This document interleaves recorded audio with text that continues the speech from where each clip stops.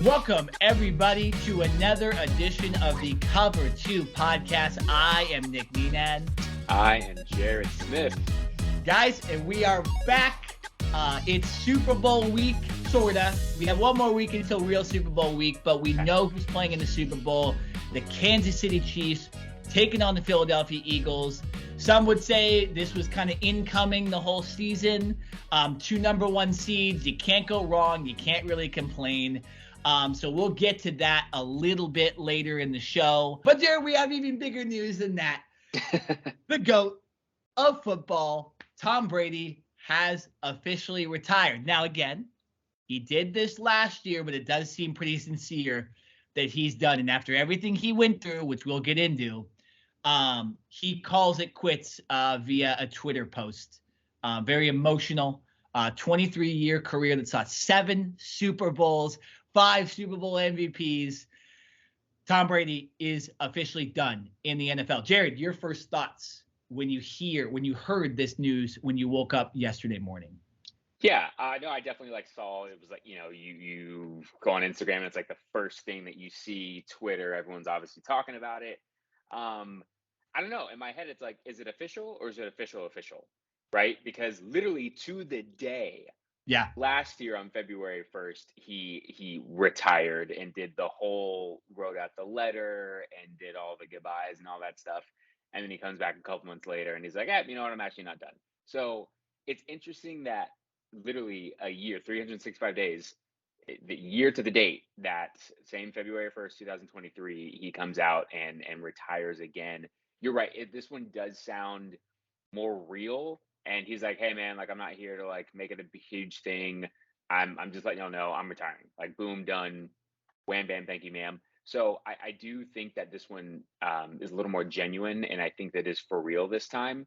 But it is interesting that it only comes a couple weeks after losing that playoff game to my Dallas Cowboys.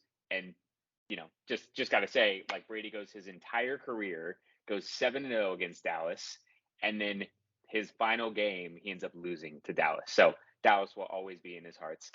You're welcome, Tom Brady. But it's interesting because it's only been a couple weeks, So has he really had time to process and, kind of get away from football a little bit, right? Because it's and I'm not saying he's making a split decision or a decision based off of a reaction or being upset about losing in the playoffs.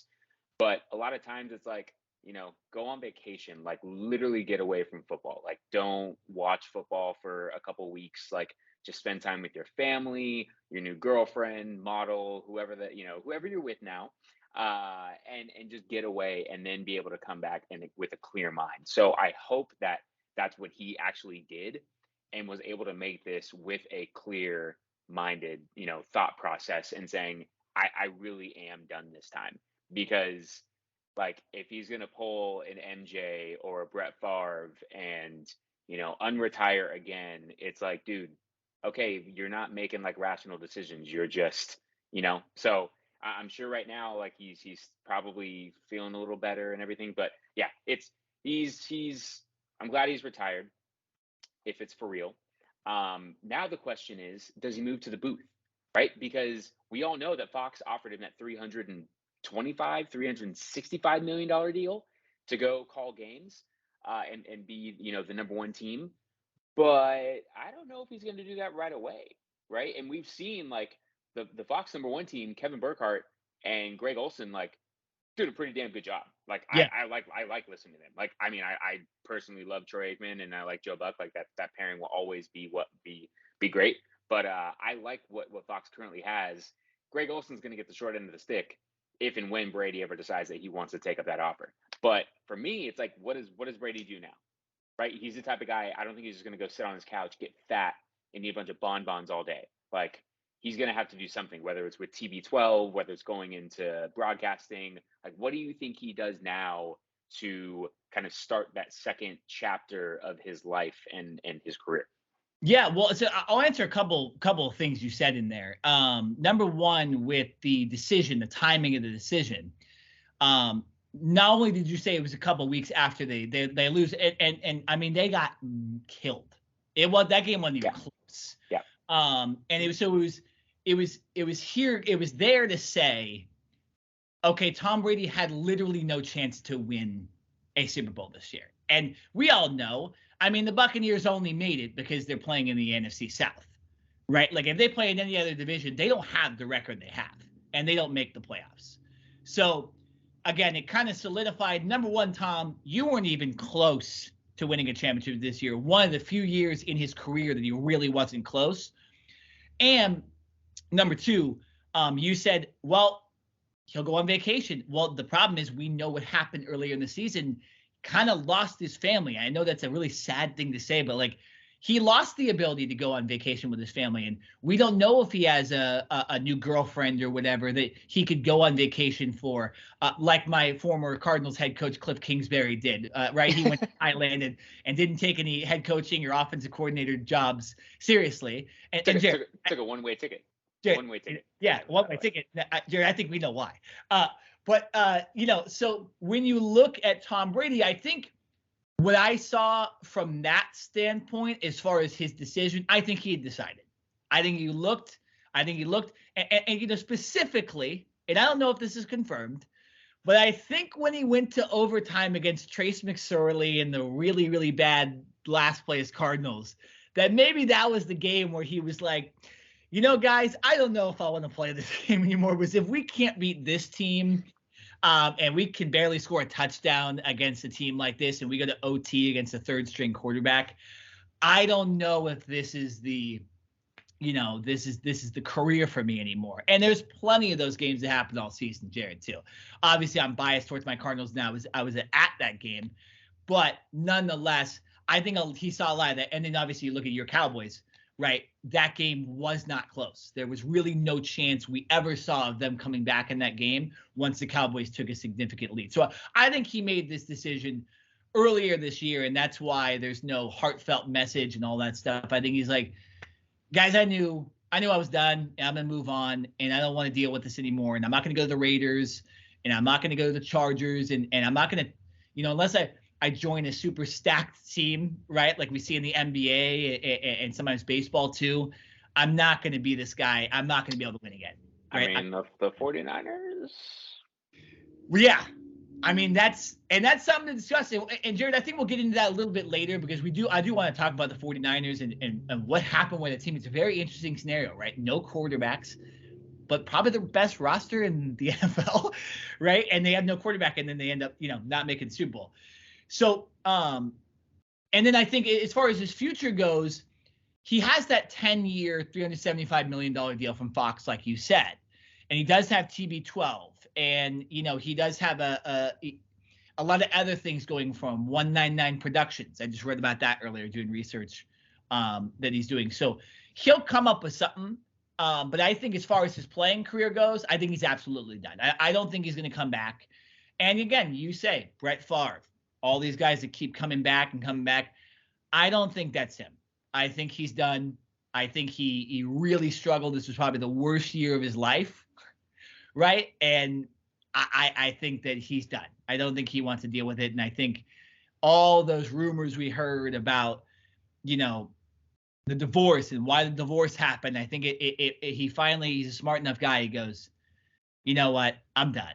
I kind of messed up this year, and I had no chance to win a Super Bowl. I don't think I have a chance to win a Super Bowl. And maybe physically too, he's not okay anymore. So yeah, I have a solution though, really quickly. And let me get your take on this. Why not just put three guys in the booth? Kevin Burkhardt, Greg Olsen, and Tom Brady. I mean, what's the problem with that? We see that in a lot of other sports. In hockey, you have like the third man in between the ice. The NBA obviously has their sideline reporters. And I know there's Aaron Andrews and there's Carissa Thompson on the sideline, but like, is anybody going to complain if you have Kevin Burkhardt, the voice, or Joe Davis, or whoever you want to put there, Greg Olsen, who's clearly the best analyst at Fox, and then stick Tom Brady there? We saw Monday Night Football as well a couple of years ago with the Monday Night Football crew. I have no problem with that. What's your take on that? Why not just stick all three guys in the booth? No, that's interesting. And I think we saw before Troy Aikman and Joe Buck moved to Monday Night Football, Monday Night Football was doing that with a Yeah. three-headed team, right? Sure. And it was, I'm like blanking on the guys who it was, but like it's been done before. I'll say this, Fox, like you're going out on a limb a little bit, like giving Tom Brady that 10-year, $300+ million contract. Yeah. Who's to say that he's going to be a great analyst? Like we've seen a lot of obviously like Michael Jordan, like Wayne, like there's so many like greats in their sports that haven't necessarily translated to greatness in their next venture, whether it's coaching or trying to be in the broadcast booth. Like there's no guarantee that Tom Brady's going to be great, right? He does have somewhat of a personality, but it's like Greg Olson has obviously done a lot of work. It seems like he studied, you know what I mean? It's like you have to I don't think you can just stick a microphone on Tom Brady and he's going to like become this magical next John Madden type. Because when you give a guy $300+ million, you're pretty much saying like you're going to be the guy, you know? Yeah. So I think we got to like start there. And is Tom Brady even going to be good at broadcasting? We know that he knows more football than any of us will ever know, right? Like he's forgotten more than any of us will ever know. But is he going to be able to relay that in a way that we're going to want to listen? You know, like Tony Romo found his little niche with like calling plays before the ball is hiked. You know what I mean? Like everyone's got their little thing. Is Brady going to be able to do that? I don't know. Well, yeah. I don't think that. I think if he puts his mind to it, he definitely can. But there's no guarantees that he's going to just be like a grand slam. Sure. No, and Jerry, we know, and that there's analysts in the NFL right now, and the NBA and all this stuff that don't really move the needle. Like a lot of times you don't even know who the guy is. You have the guys like Tony Romo, who's very real. You know, it's like if me and you were talking on a couch about the game. He's very real. I think Greg Olson's brought that as well. I think there's various college football announcers that do that. They're kind of just talking real. It's not always, let's try to make this part of the broadcast. They're like, yeah, no, I actually think that's a bad call. I don't think that's you know what I'm saying? Like it's stuff like that. So from the personality standpoint, I don't know if Tom Brady's very exciting as a person. I've never liked the when he talks. And maybe he's reserved it all in, but on commercials, on Entourage back in the day, on his weekly interviews, his radio shows, he's kind of a boring person, right? So I personally don't think he's going to be an analyst. So I have a better idea. I just came up with this on the podcast right now as you were talking. How do we counter Tom Brady's boringness? Well, number one, you could have a great play-by-play guy. Maybe you stick him with Gus Johnson, right? A guy that's very exciting, that kind of brings that has a personality of his own, right? When you listen to Gus Johnson, a lot of times it doesn't matter who the analyst is, right? So you could do something like that, right? I think Joe Davis is a very good play-by-play guy. He's very expressional. He has a lot of expression when he talks. But I have a better idea. And you could do this two ways. You could have these two guys in the booth with a play-by-play guy. You could do whoever you want. Or you could have them kind of do a pseudo Manning cast and compete with ESPN with sort of a Manning cast broadcast. I'm talking Tom Brady and Rob Gronkowski. I think you pair both of those guys together. You have yin and yang. I see that as an absolute win-win for Fox. Gronk obviously already it works for Fox, right? He's on the pregame show for all the playoff games, and he's been retired. And I think as far as Tom Brady retiring goes, I think that obviously means Gronk is gone too. I know we heard rumors a little bit a couple weeks ago that Gronk might want to play again. I think that's officially over with Tom Brady. It's one of those things that Tom Brady retiring it directly affects Rob Gronkowski. So I say pair them together. Hell, put them on the sideline together.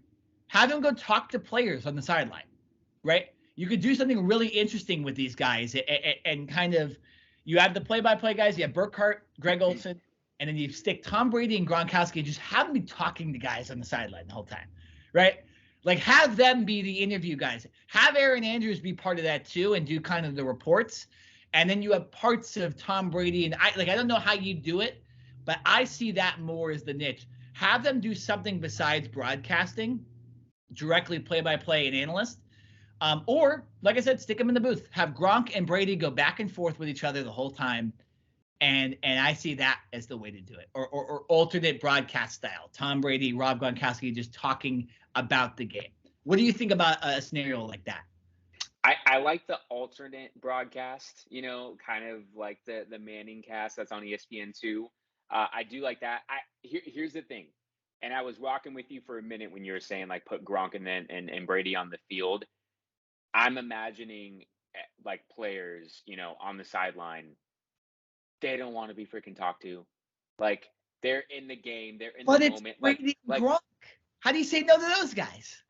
I don't know. Like imagine a coach, or like imagine like they got their microphone, like the cameraman's right behind them, right? Like obviously, like they're trying to like get through players in order to go talk to someone specific, and like putting a microphone in your face like during the game, and then it's like as the game's happening. I don't. If you're Tom Brady, can you like Tom Brady doesn't want some reporter in his face like during the game? Like, come on, man. I mean, hey, like I would love it. Like that is some in depth right there. Like, oh my gosh, defender just got an interception and comes on the sideline, and you can go and like immediately Sure. be like, Yeah. hey, what were you thinking? What'd you see on that play? Like, yes, from a fan's perspective, all day long, 24/7, 365, give me that. From a player's perspective, I would say, hell fucking no. That is not happening. There is no way that in game, when I'm trying to like make adjustments or like get ready or something, that's gonna be happening. I don't. And again, there's there's a lot to work here. There's a lot to work out here as far as how it'll work. But maybe you put, like you said, like XFL style. I not only do I think they did this back in the day, but I think they did this in the reincarnation before the reincarnation this year with The Rock and all that stuff, because we don't know what that's going to be like. That debuts after the Super Bowl, and we'll see that in 2 weeks, right? But I do think you could do sort of, like you said, positive plays, right? Interceptions, touchdowns. And Gronk and Brady are on each sideline, and they're there to talk to the guy after a touchdown, and they toss it to that. And it just adds an extra entertainment to the game that CBS doesn't have, that ESPN doesn't have. Like, and then you still have Aaron Andrews or Carissa Thompson or whoever else it is on the sideline doing the general reports about kind of the more serious stuff. They're the ones interviewing the coaches at halftime. You just have this awesome all-star crew doing it. So I think that's where you use Brady's value as a broadcaster. And you could even still have him do this without Gronk too. I do like the idea of him and Gronk in the booth as analysts. I do like the idea of an alternate broadcast to compete with the Manning cast. And I also like the idea of them just being a part of the action, being these really, really famous personalities and football players, interviewing guys and talking to guys after very positive plays, and just getting authenticity to increase the fan experience during a game. I think that's how you use Brady.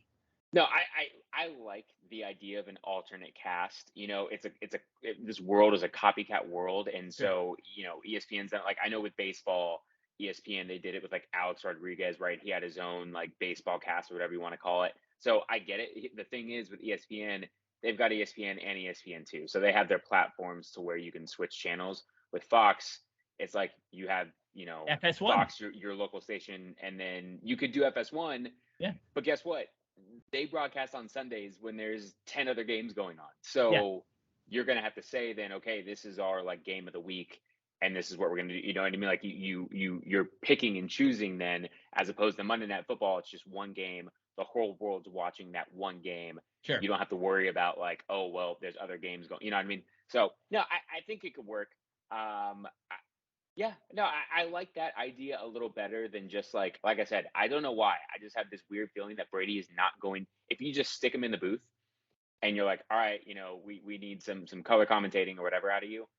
I don't know, man. I don't know if that, and like you said, like, I don't think that is going to be his niche. I don't think he's going to really enjoy that. Like he may do that for a year or two, but I don't know if he's going to turn that into a career like Troy Aikman did and Tony Romo did. I think you have to be a Dallas Cowboys quarterback to do that. So like pretty much Dak Prescott, he's going to be the next in line. Because if you're a Dallas Cowboys quarterback, you then turn into the next number one broadcast team. So Brady with the Patriots, it doesn't really work. Patriots and Bucks. So yeah, I don't think go do something else if you're gonna do that. Go make movies. Go make another Brady for 80 or whatever the hell that movie is that's coming out that just looks absolutely horrible. Oh yeah. I don't even know how that turned into a movie. But yeah, go do something else. I at that point I wouldn't even want to see you in the booth. No, 100%, 100%. I agree with you. Like I said, we throw out some good ideas, right? And again, if you want to pair him, you pair him with a guy like Gus Johnson. You pair him with a really entertaining play-by-play guy as well, so it offsets Brady's boringness. That got him one of the most famous models in the world.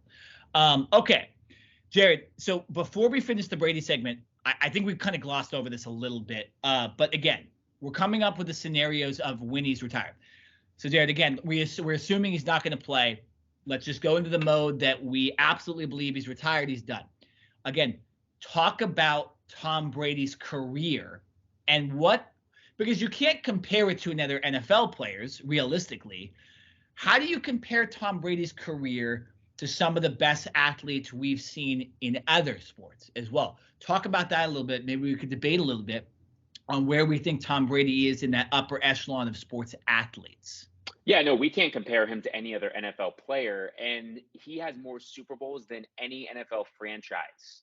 Let that sink in. There's 32 franchises, 32 NFL teams in the league, and he has more Super Bowls than any one team, right? Like the Steelers have 6. I think Dallas and the 49ers both have 5. Cardinals have 0. Cardinals have 0, right? Glad we brought that up. But Brady has 7 on his own, right? 5, boom. So we can't really compare him. I think recently I've seen this whole week since Brady retired, it's been the comparisons with him and Joe Montana.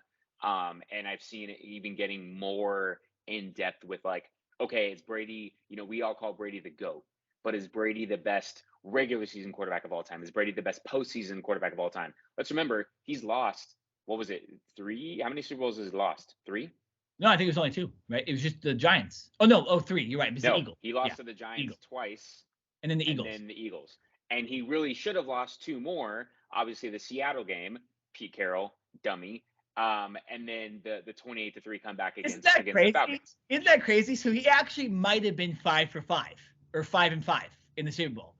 It is really a big difference.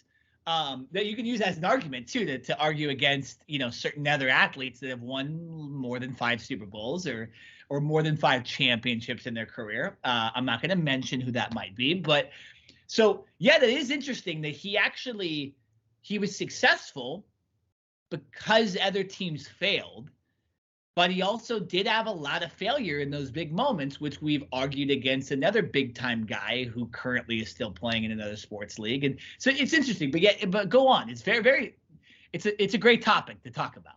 No, it is. And I think the longevity plays a factor, right? Yeah. Obviously you pay 23 years. And so that right there, I think puts him in his own category because we just haven't seen, I think, a player in any sport, not that I can remember, maybe baseball. I don't know how many years Cal Ripken Jr. played. I know he has the streak for longest consecutive games played, but it's I don't know. I can't think of another athlete off the top of my head that has played a 23-year career, right? We look at all these, Michael Jordan, Kobe. I just don't know another guy that's played. Kobe was 20, but 23, and to be an NFL quarterback and all the things that he's had to overcome with tearing his ACL, I think it was 2011 and all that stuff. And it's all the hits that he's taken and all that stuff and all the concussions that he's had that he's probably never disclosed, all that stuff. And to still win 7 Super Bowls, Brady is in a class of his own. And then the next thing that comes to my mind after longevity is literally his killer mentality. He wanted literally, and I think that's the reason why he was still playing in that blowout when Dallas beat them in the playoffs this year. It was the fourth quarter, 2 minutes left, and Brady's still running a 2-minute drill when they're down 31-7. First of all, I think he knew that this was going to be his last game, so he could have easily gotten a curtain call and the backup quarterback could have came in, Blaine Gabbert could have come in and Brady could have gotten a standing ovation, but Brady was like, no, this is probably going to be my last game. I'm going to go out swinging irregardless of what the score is. But Sure. that's just his mentality. He literally wanted to not just win and not just dominate. Like, he literally wanted to take your soul. And I think that separates certain athletes and certain greatness from others, right? Like, there's some guys that are just about winning. Some guys that are probably about their stats, some guys that are about money, whatever. Like Brady, obviously, over the second half of his career, has taken pay cuts and not been the highest paid quarterback to make sure that there's a team around him in place so that he can go win, right?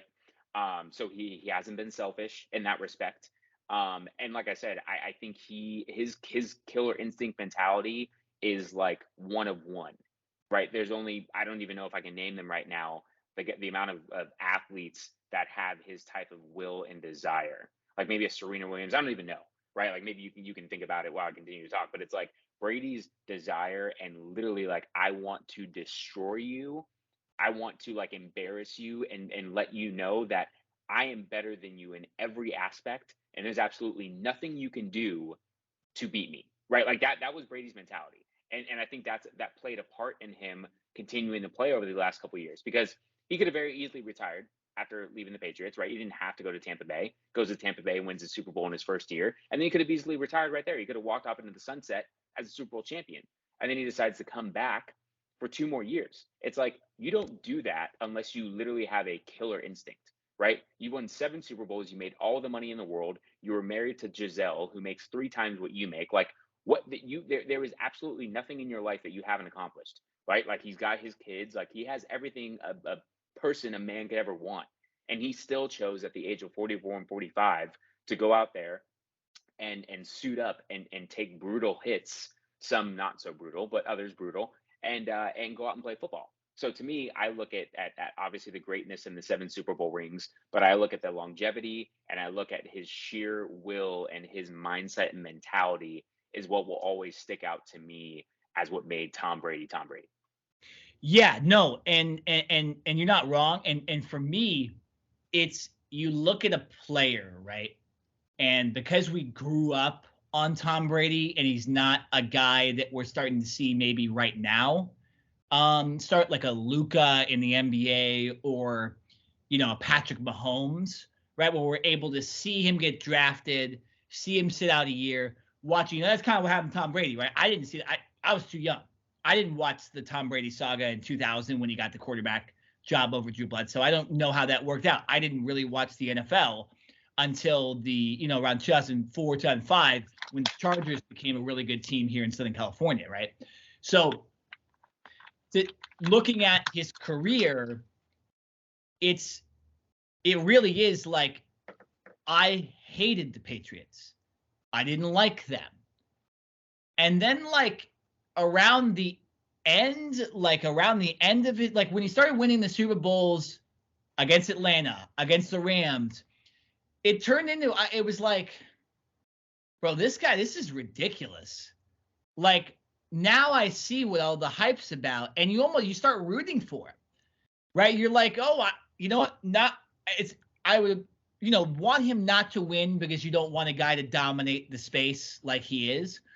But it's like, at least I'm watching greatness, right? I'm watching something that I can tell my kids about later and be like, oh yeah, that Tom Brady guy, he was for real, and he might have even been better when he was in his 40s and late 30s, right? He might have been getting better. His team. So, for me, Brady, I love that story of like, as a kid you hate him, and then as an adult you're like, oh, this guy's awesome, right? Happened a tiny bit with the Warriors as well. Now they fucked up because they didn't need to add Kevin Durant, and I do think that kind of ruined their ambiance a little bit in the NBA. But for me now, like when I looked at it last year, I was like, it's pretty awesome to watch this team again be in the finals, and to watch Steph break all these 3-point records, and to watch Clay come back from injury, and to watch Draymond do what he does, and Andrew Wiggins become a great player again, and Kevon Looney, we saw him get drafted. I was like, dude, this team's great. And you're watching one of the best NBA coaches ever in Steve Kerr. So I always like that. And the legendary status, it's It's more when you hate them and then you learn to love them, right? I've always thought that. Now comparing him to other guys, I think there's really only two that you can compare him to in other sports, because I think it's hard to compare him to anybody in a single person sport like golf, a la Tiger Woods or Serena Williams, a la tennis, right? I think that's hard to compare because those guys are competing against themselves almost, or against a few other guys, and they have no help, right? So I actually think what Tiger Woods did, what Serena Williams did, is way more impressive than what anybody's ever done in sports, right? They are really the GOATs as far as athletes go. And I think with the team sports guys, it's Brady, it's MJ, and I think it's Wayne Gretzky in hockey. Because when you look at Gretzky in hockey, his statistics are so far out there, it doesn't make any sense that guy existed, right? Like, he has more assists than anybody has points. Like, what is that? Well, then he also has 900 goals, right? So no one's ever going to break that record, right? Now, championship-wise, he wasn't the most successful championship-wise. Like, he's not out there winning a championship every year like Brady and MJ did. But I think statistically, as a team sports guy, he's the best or one of the best, right? And I think he deserves to be in that ultimate GOAT conversation as far as team sports. Then you look at MJ, right? MJ goes 6 for 6 in the NBA Finals. And then you have Tom Brady, 7 Super Bowls out of 10 attempts, 5 Super Bowl MVPs. He's also, let me just get this stat up real quickly. He's also the career passing yards record and career touchdown passes record as well. Not to mention 3 MVPs. So, Brady owns the stats for quarterbacks, which is the most important position in the sport. He also went 7 for 10. He has the most Super Bowls, like you said, than any other organization. You have Michael Jordan, 6 NBA Finals out of 6. And then you have Wayne Gretzky as far as points go. And I think when you look at Brady, I think I got to give it to Brady because of the physicality of the sport and the fact that you're not supposed to last that long in this sport. And he was winning championships when this sport was very, very violent. And it's gotten better and it's gotten a little easier for him. But still, he was still beating guys like Patrick Mahomes. He was still beating, superior talent in the NFC and AFC. He was making incredible comebacks against Atlanta. He was beating one of the most innovative coaches in the NFL, Sean McVay. And so, and again, then with MJ, Brady, they had Phil Jackson, Bill Belichick, so that kind of evens out. But I do think that success-wise, I think Tom Brady was ultimately the most successful player ever in sports, statistically, championship-wise, and the physicality of the sport, for me, makes him the GOAT of all sports, and specifically team sports. What do you think, Jared? When you look at Tom Brady compared to some of the best athletes ever, where do you put him? Yeah, no, I can't. It's tough to argue with what you just said. Like, I was literally, as you kept saying it, I was like, all right, like, how am I going to argue this? How can I counteract this? And it's like, really, when you mentioned, like you said, he leads a lot of the major statistics in his own category of quarterbacks. And then you add the 7 Super Bowls and the 5 Super Bowl MVPs and all of the Pro Bowls and all pros and all that stuff. It's like, yeah, from a team perspective, a team sport, I think maybe Jordan, because he went 6 for 6, like 100%, like that you can't beat that, right? Sure. And like we said, Brady very easily could be 5 for 10. Obviously, he got lucky with those 2. Not lucky, because to come back from 28 to 3 takes a lot of skill. We can dog the Falcons for giving up that lead, but we also have to give the Patriots and Brady credit for coming back. The Super Bowl that they won against Seattle, that was clearly Seattle. That was I'm sorry, that's a bonehead play. Malcolm Butler, you deserve credit for breaking down the ball and getting the interception, but if you just hand the ball to Marshawn Lynch, who knows? So yeah, that one I'm gonna say, like, more realistically, it should be like 6 for 10. But either way, I would say from a team perspective that Jordan is ahead of him because he was 100% in the finals. But Brady is right there if you want to say 1A or number 2. It's not a freaking slap in the face. You are still the GOAT. You are going to be, first ballot Hall of Fame. Like, there's no question. It should be unanimous. Anyone that doesn't put him first ballot, like, should be immediately fired and taken off of doing the Hall of Fame. Having a ticket to the Hall of Fame. So yeah, no, he is easily, not easily, but he is at the very minimum number 2 in that category for me when it comes to team sports. But you can probably make the argument that he's number 1, and hopefully, like I said, he's just actually retired. Like, be done, because if you win, you always go for number 8. Right? And Jared, to be honest, let's throw it out there. If he comes back somehow and joins the 49ers, he absolutely could have a chance at number 8. Well, okay, so here's the thing. Nobody else. I think, and there's no crystal ball. He obviously did not know what was going to happen this year, but like, I think he either should have retired after he won the Super Bowl or last year, because last year the quarterback openings and the teams that could have been available that would, have a need for him, I don't think were as good. Like, even him staying in Tampa Bay, like, that team was older, a lot of injuries. They lost a lot of players on their offensive line to retirement and guys leaving. So it's like, for him to come back for this season, to me, was a head scratcher. And then for him to retire this year, it's like, the 49ers, their roster is ready to go. Yeah. Like, you put Tom Brady, or you put even, obviously, Brock Purdy, like a healthy quarterback on that team. And we saw what Kyle Shanahan was able to do to take that team deep into the playoffs. Even Las Vegas, right? Like, you have Devontae Adams, you have Hunter Renfrow, you have Darren Waller, right? Like, you plug in Tom Brady with that offense with Josh McDaniels, who he obviously knows from his days in New England. Like, I think there are more teams. The Jets, not saying that he would necessarily want to go back to a cold weather city in New York, but it's like, I think the opportunities that he could have had to go play for another team this year would have made a lot more sense than, staying and playing another year last year. So it's just interesting. And like I said, there's no crystal ball. He obviously didn't know that, coaches and quarterbacks were going to get injured and things are going to shake out the way they are now.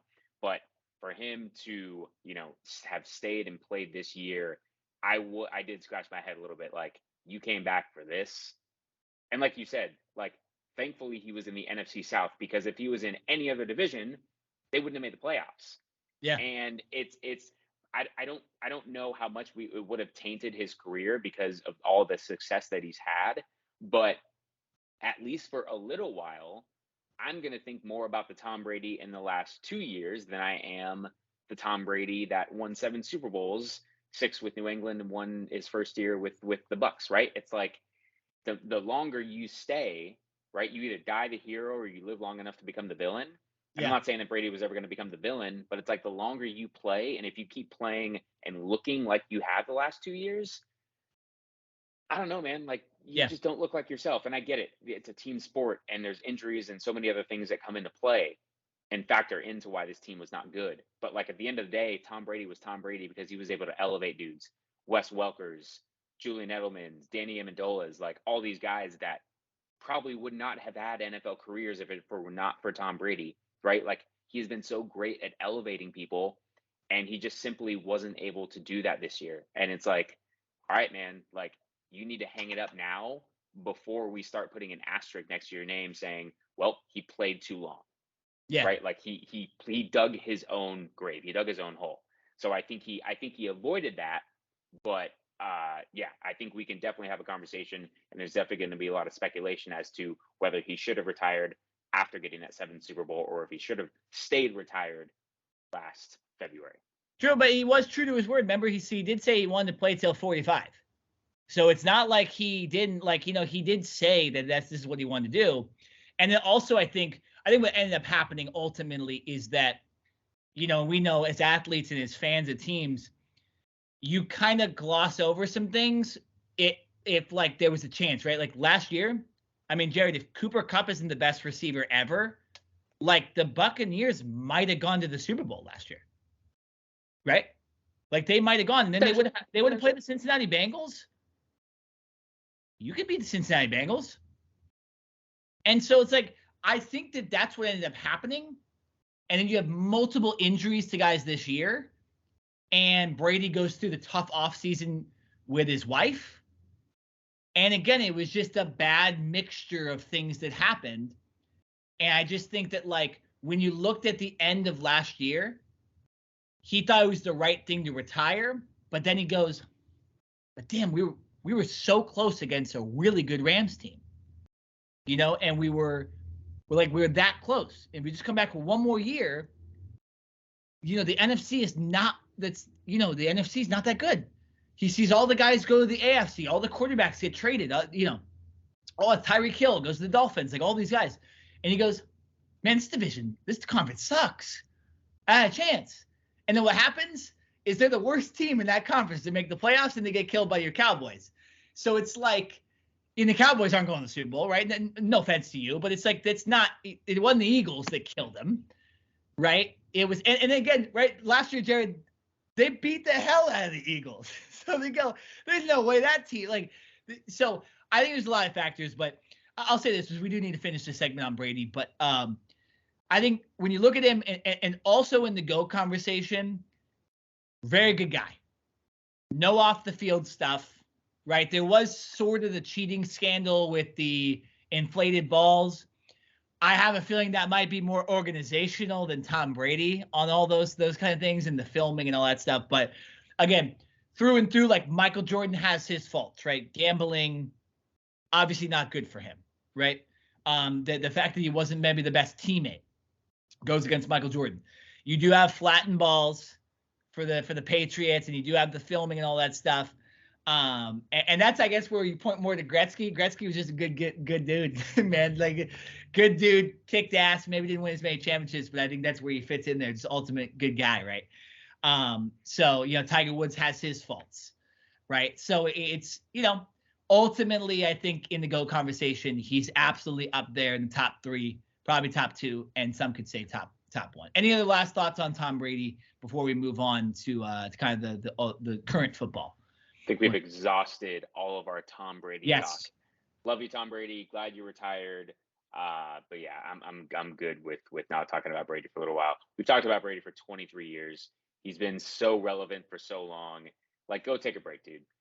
Last thing I'll say is, sometimes it's good for a little divorce, right? Like, first half of the season, Brady's going through a divorce. It's not looking good. They probably lose 3 or 4 more games, and then he gets divorced and he starts hanging out with a new chick, and all of a sudden he starts winning a couple games. So I think Brady's going to be all right.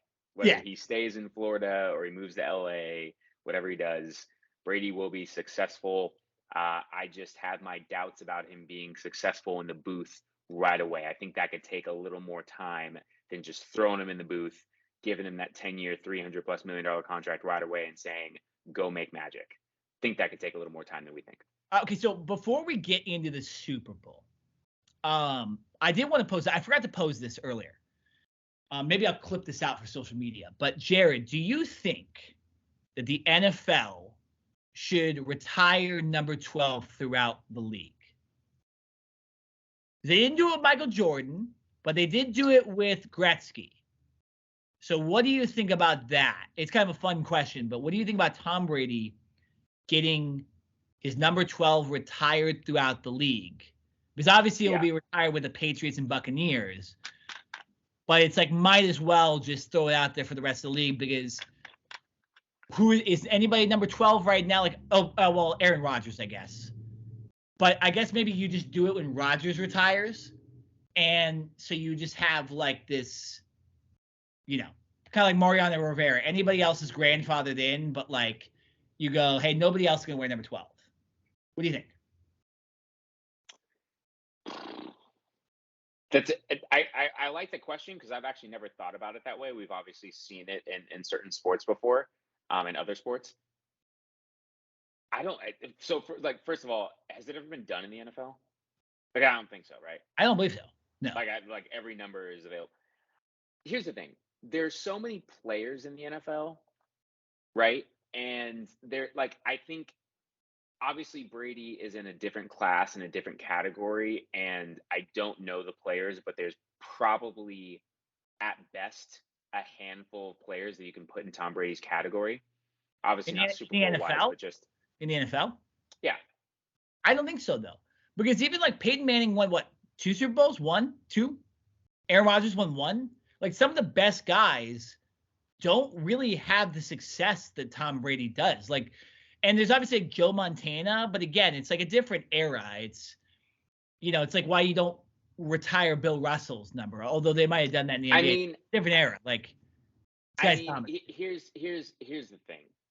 I'm not, and this is, you can debate it, but you can't because it's different positions. But it's like, okay, if we're gonna do that, then we're opening up Pandora's box. Then we're gonna say, all right, well, is Jerry Rice the greatest receiver of all time?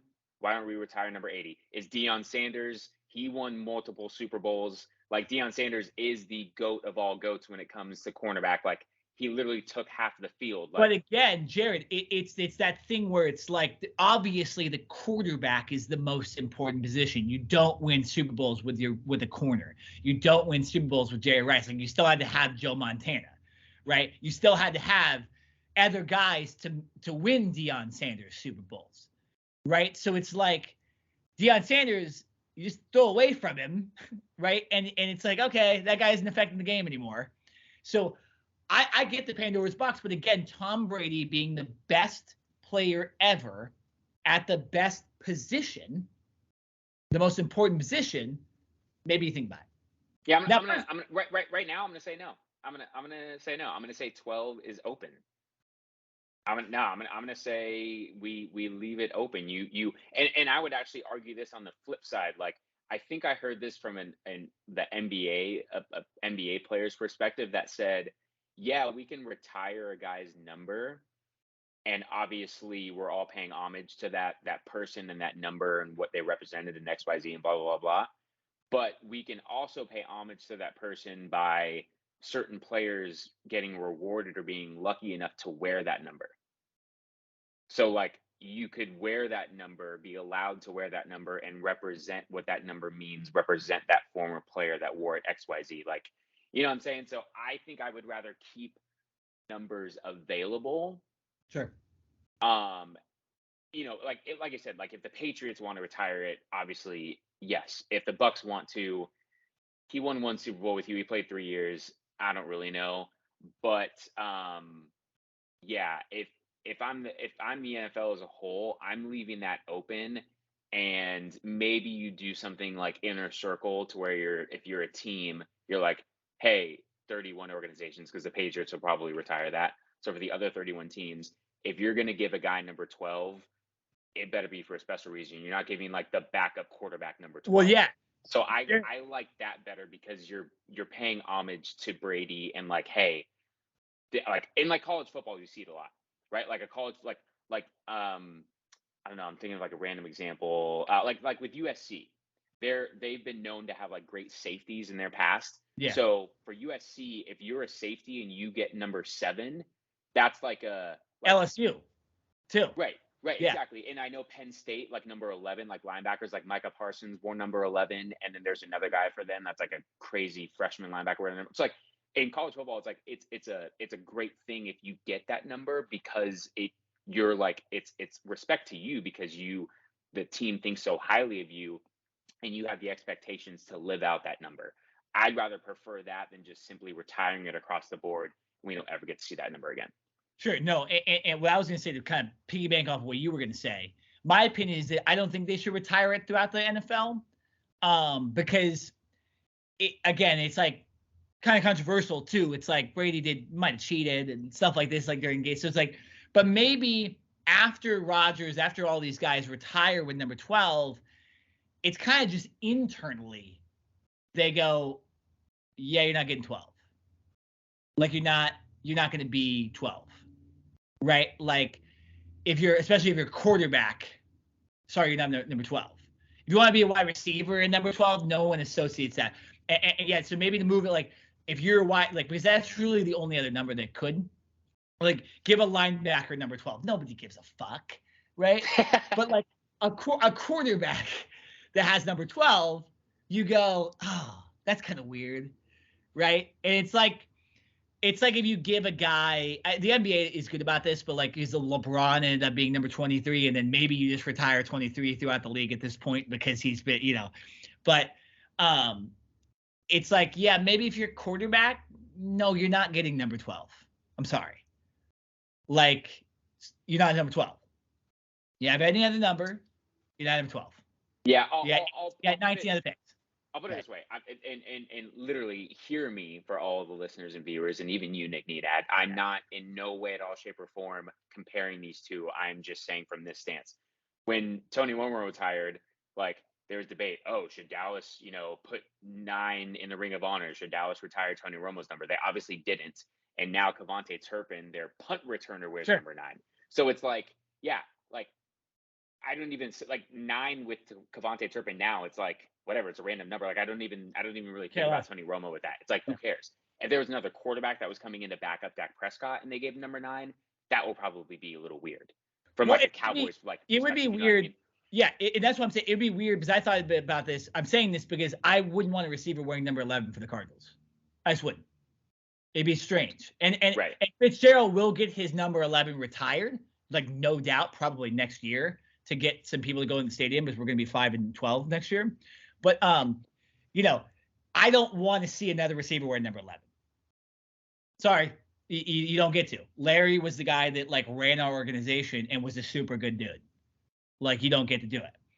And like you're saying, there's probably a guy on the Cowboys that you're like, yeah, it'd be weird if you wore that number. Right? Or if you're Patriots, like, dude, you're not wearing 12. Sorry, nobody's wearing. Yeah, no, and you get it if it's Mahomes. Nobody's wearing 15, right? Like later after this, like. Yeah, no, Mahomes is already like pretty much Hall of Fame. Put his thing up. It's you might as well put it up now. Like, get the statue in front of the stadium already. It's go ahead. It's already done. It's signed, sealed, delivered. Like, go ahead. Yeah. No. Yeah. It's gonna be interesting. That's why I want to ask the question. It's interesting. All right, Jay. We'll do more of a Super Bowl full preview, and this podcast was never going to be kind of our full Super Bowl preview. But your first thoughts on Eagles versus Chiefs? We haven't heard about injuries. The injury report hasn't come out. We're a full 10 days till the Super Bowl. Your initial thoughts after seeing this weekend's games and what transpired. Who is your favorite to win right now? I can't physically say it. Oh God! But it's not the Chiefs. I can't say the name. My mouth. I will throw up. I can't do it. I'll say it. I can't do it. But it's the other, not the Chiefs. The team that the Chiefs are playing. I'll do those guys. Yeah, I'll do it for you.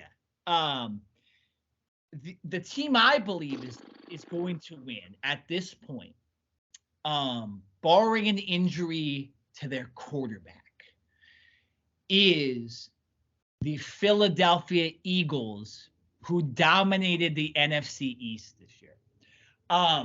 Because they have an extremely good quarterback that can both run and pass successfully. They have weapons at wide receiver that are healthy. They run the ball better than most teams in the NFL. They have the best offensive line in the NFL. And they have a very, very good defense they spent money and capital on this year. And all of them are essentially healthy. So I see no reason to why the number one team all year, who hasn't lost a lot, should lose the Super Bowl against a team that technically got worse and did not win the Super Bowl last year. Just throwing it out there. So I believe the Philadelphia Eagles right now are my favorite, and I'll go more in depth on our actual preview, but I do think it's the Philadelphia Eagles. In the NFC East against the Cowboys. This is so painful to say, but here's my my way of, if you ever like watch First Take, on ESPN with Stephen A. Smith. And, you know, a lot of times every Monday he goes up against Michael Irvin. And during the season, it's always a battle. And obviously Michael Irvin's the former Cowboy, and Stephen A. Smith doesn't necessarily hate the Cowboys. He hates the Cowboys fans, but it's a whole thing, right? But Stephen A. Smith always is like this. He's like, no. Like, I want the Cowboys to be good in the regular season and even like win a playoff game like they did this year. He's like, I want the hope to be there. Like, the greatest thing that we have is hope, right? He wants their fall to be so big that it like literally like it hurts deep down inside, which it did. I asked my girlfriend. It was rough. It was rough. That's what I want for Philadelphia. That is my only saving grace, is that Philadelphia has risen to the top. They have all the expectations in the world. They're probably going to be the favorites over Patrick Mahomes and the Chiefs. They have the best roster in the NFL. They have a really good coach. They have a great front office that's aggressive and brings in players and not afraid to spend money. They have like the perfect consumption, perfect nucleus put together.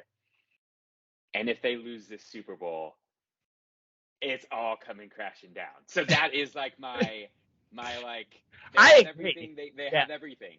They have it all. And it could all come crashing down if Patrick Mahomes, on one leg with a high ankle sprain, no Tyreek Hill, the defense is okay. It's you know, Jones, what's his name? Jones on the defensive line is like, he's taken over as probably the best defensive lineman over Aaron Donald. You know what I mean? It's like so dominant against the. He's unreal. He's unreal. But it's really not a competition. Like, the Eagles have the better roster. So I just said their name. I can't believe it. That team, if they lose, just wait till we come back on the podcast that following week. It's Hey, I'll be, as I have no skin in the game here. Okay, it'd be nice to. I watched the Chiefs play the Cardinals week 1 and just destroy us, and it'd be nice to see that team during this year to be like, oh, I saw the Super Bowl champs, right? It'd be nice to do that. To give you some hope, right? The last 18 Super Bowls, 15 of the winners were wearing the white jersey, and the Eagles ain't wearing a white jersey this next Sunday. So just throwing it out there. And when the Eagles won last time, they were not wearing the white jersey. They were like 15 and 1. Yeah, they were wearing the green. No, you know, the Patriots, like, because they literally for like a span of a decade were in the Super Bowl like every year, every other year. That was a Bill Belichick thing, and not that he started it, but he always wanted to wear white, even if they were technically the home team. He wanted to wear white. So yeah, no, I'm happy that the Chiefs are wearing their away white jerseys. Let the Eagles wear their home jerseys. Give all the praise to them. Let them hear. Let's serenade them for the next 2 weeks, week and a half. Give them all the glory, all the praise. Lift them up. You know what? I like, in all seriousness, I really do like Jalen Hurts. Like, the fact that, you know, he is able to literally like turn into an freaking all-star after the first 2 years. It was like, dang, like, is Jalen Hurts going to be the guy? And then all of a sudden he's a freaking MVP this year. No, I do like Jalen Hurts. I can't not like him. Like, there's nothing he's just a cool, calm dude. Like, yeah, he has his moments where he can get fired up, but honestly, I don't know if I've ever liked one Eagle player in my entire life. I'm not going to lie. Like, I like Jalen Hurts, and that's about it. Yeah. Everyone else on their team can suck it. And Nick Sirianni, their head coach, I wish I could punch him square in the face. He is the most cocky. Did you see that clip of him? Not the game against the Eagles, but the previous playoff game, I think against the Giants, when the sideline camera caught him like yelling at one of his coaches, saying like, "Hey, I know what the fuck I'm doing on this like 4th and goal play. Like, instead of kicking the field, they went for it." Like, he is so cocky. If you watch him on the sidelines, like, every time they score, instead of him like, obviously you can celebrate and like get excited, but he literally like turns to the crowd, like pumps it. Like, this dude needs to get smacked in the face. Like, I wish that we could put shoulder pads on him, because he would turn into the biggest bitch. I guarantee. He is. I like. Did this guy even ever play football? Because for the way that he acts and the way that he talks a big game. And obviously this year, this Eagles team has backed it up. But I didn't see him doing this in his first 2 years. And now all of a sudden that his team is winning, He's bloating all over the place and showboating and all this stuff. I want the Eagles to lose because I can't stand them. They're Philadelphia. They're not Philadelphia. It's Philadelphia. And because I can't stand Nick Sirianni. I want that dude to be miserable the entire offseason and to eat his words. I'll say this, and we end the podcast off this, okay? Again, if you are a fan like me that doesn't really care who's going to win, because again, like the Eagles dominated the whole year, how am I supposed to be like, I don't want them to win, right? And they're not in my division. So who cares? We also almost beat them this year too, which would be kind of interesting. Like if we had a kicker, we would have won. So, God, that would have probably changed our whole season. But so I had no problem. And the Chiefs, good story, right? Andy Reid again. They're one of the best teams in the NFL. They lost Tyreek Hill and they're still in the Super Bowl. Good. But both those teams at the leadership level, in some ways, have a lot of really annoying features. You just mentioned Nick Sirianni. Kind of seems like that kid, that bandwagon. You know what he seems like? Is the guys on the bench on like the Warriors back in 2016. They're going, like all that shit on the sideline. And you're like, dude, shut up.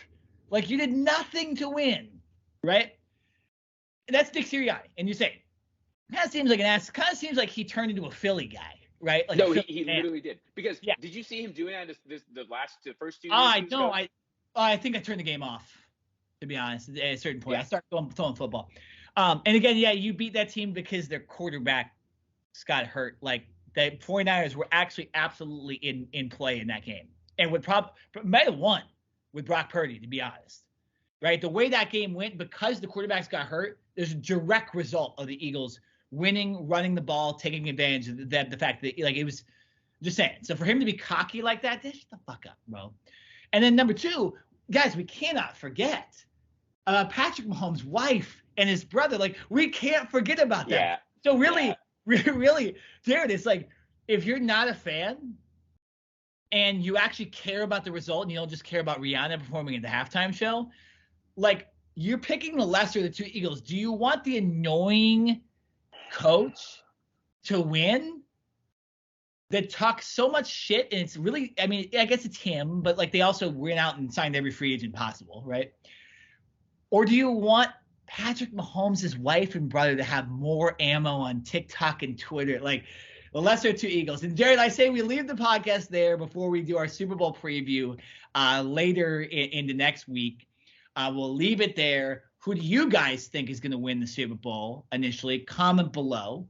And who do you want to see lose more? Patrick Mahomes' wife and brother or Nick Sirianni? But yeah, Jared, any last thoughts on a big podcast in the NFL? Any last thoughts? Sean Payton to Denver, Tom Brady retiring, Super Bowl coming up. Any last thoughts? Yeah, Dallas isn't in it. Like, can I win one? Can I get one? Like, same. I'm not asking for a whole lot. Man. I'm not asking for a whole lot. I was 5 years old when they. What'd you think about that last play against the 49ers? We're not. I've moved past it. It's. There's a reason we didn't do this show the last couple weeks. Oh, excuse me. And I forgot. What about Brett Maher, your kicker? You can bring it back to me, Mike. Bring it back to me. Our quarterback plays video games every day. Our coach is doing coke in Thailand with his extremely attractive girlfriend, and we have no head coach. Like you guys are way better off than us. Bad play. Yeah, that's true. That's true. But it's just not. It's not. I'll say this. There's a reason why Jerry Jones came out and said that Mike McCarthy is going to be calling plays. It's because Mike McCarthy's job is on the line. Mike McCarthy knows if I go down, I'm going down swinging on my terms. So yeah, like Dallas, just win one. I don't need you to become a dynasty. I would love that. I'm not asking for a lot. I'm just asking for one. Like while I am still young and able to go out and celebrate like a degenerate, just give me one. Yeah, that's all I want. Yeah, just right. We're not getting younger. Like I want to be able to go out in the streets and just go insane about our football. Give me one off season to gloat to all my friends. Just show off in their face every single time I see them, text them every single day, remind them that Dallas was a Super Bowl champion. Just give me that one option. That's all I need. And then it's the thing. you've seen me and you have seen the Lakers win, right? NBA Finals. You've seen the Angels win a World Series. As far as me, because I follow hockey, I've seen my Kings win twice in 3 years. I saw the Dodgers win. I saw the Lakers win as well. We had not seen the NFL Super Bowl. It's crazy. It's insane. All right. Things to look forward to next week. Another Cover 2 podcast. We'll be talking about the NBA trade deadline. We'll also be talking about most likely LeBron being the all-time scorer. It's going to happen next week. He's 89 points away, and they played last night, so he's even closer to the Pacers. This is being released on Friday. We're recording Thursday. They're playing the Pacers tonight. He'll get at least 20-something, and maybe even 30. So he's going to be about 60, 50 points away as this podcast is released from breaking the all-time scoring record. So we'll be talking about that, the NBA Finals, and we'll be doing a full NFL preview next week at some point. Jared, good to be back. Lots more to talk about the next couple weeks. Super Bowl is here. But for this podcast, we are done. I am Nenad. I am Jared Smith. And we'll see you next week.